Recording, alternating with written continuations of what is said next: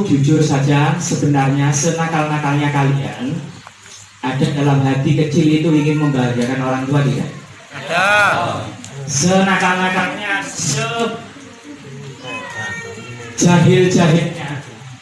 Jadi jahilnya kok ono ya nyabuti kabel komputer koncone. Dapat buat pilihan kelakar tapi kok kena menen. Dilarang sakit kemudian tapi boleh meninggal. Kalau saya tidak sakit ya tidak meninggal. Keringatnya bapakmu, keringatnya ibumu, bahkan mungkin tangisnya bapak dan ibumu di malam hari ketika kamu tertidur, mereka bangun untuk sholat mendoakan kamu, bukan bangun yang lain ya. Bangun sholat mendoakan kalian, bahkan berbes dan nangis. Nah bayarlah itu sekarang. Mau maju nggak berani. Ibu mulai mau diwiti dulu. Mulai tadi begini, rumono ngaco masih begini. Gak tenangan ngaco ya mas ya. Yang ingin saya katakan, baktinya pada orang tua mengantarkannya dia punya perusahaan pesawat dan punya helikopter sendiri. Dan ternyata, mohon maaf, Ibu Susi nggak bingung UNAS, UMBK karena SD nggak tamat. Jam 7 masuk, jam 3 pulang, besok jam 7 lagi masuk, jam 3 pulang lagi. 3 tahun kayak gitu, begitu lulus gak ditebus.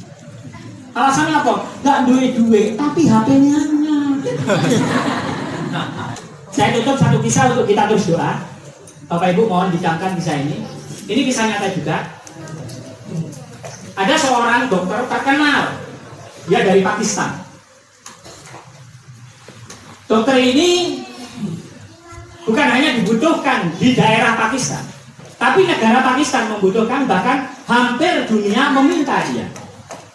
Sehingga dia sering kali tidak ada di rumah sakit, tapi seminar, pergi kemana, konsultan rumah sakit dan dokter-dokter kemana-mana. Suatu ketika orang ini naik pesawat, walhasil hujan deras sehingga menyebabkan ada yang sedikit error di pesawat itu. Maka pramugari mengumumkan kita akan melakukan landing darurat. Apa landing darurat? Mendarat darurat daripada terjadi kecelakaan.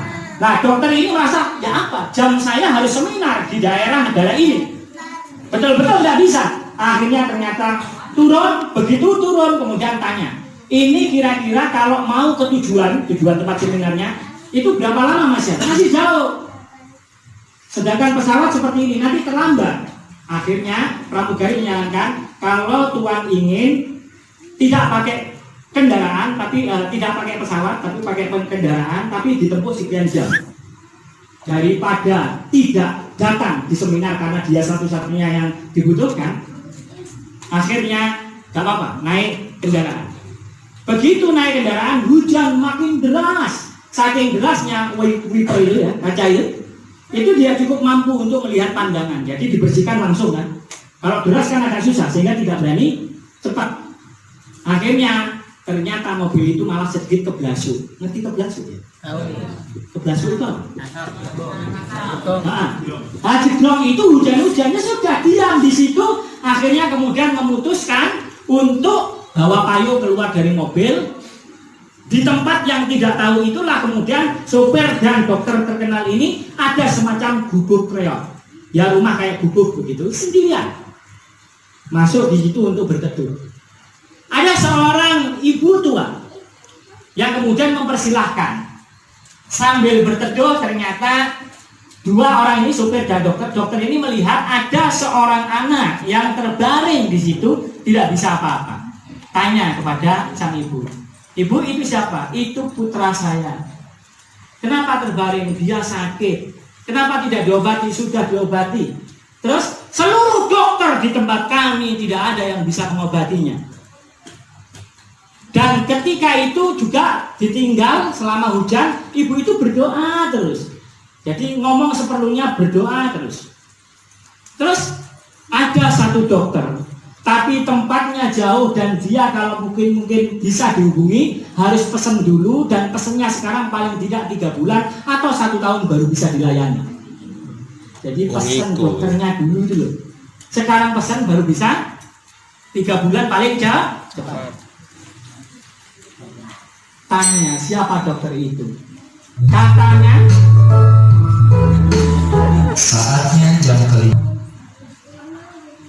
Siapa dokter itu, Ibu? Kata tim rumah sakit dokter itu namanya Dokter Ishan. Brebes nangis. Tanpa diketahui, Ibu, kenapa engkau menangis? Dokter Ishan itu saya, Bu. Ngerti maksud saya? Dokter Ishan itu saya, Ibu. Di sini saya baru sadar pesawat saya rusak, harus mendarat darurat. Ternyata itu karena doa ibu menginginkan Ishan mengobati anaknya. Saya paksakan naik kendaraan, hujan makin deras, mobil saya keblasok dan saya keluar pakai payung. Diantarkan di rumah seperti ini ketemu ibu. Karena doa ibu yang membuat langit mendung, petir bergemuruh, pesawat mendarat dan kemudian mobil saya keblasok. Hanya doa ibu mengantarkan saya ke sini dan ini pasien saya yang akan menangani. Walhasil sembuh anak itu. Paham maksud saya? Anakku, ngerti maksud saya cerita ini?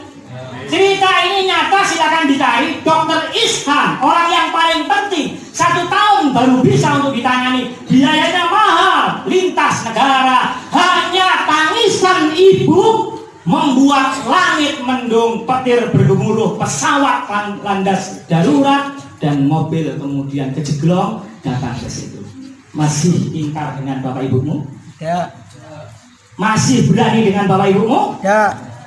Minta maaf, minta doa. Insya Allah itu akan menjadi kesuksesan, Kak.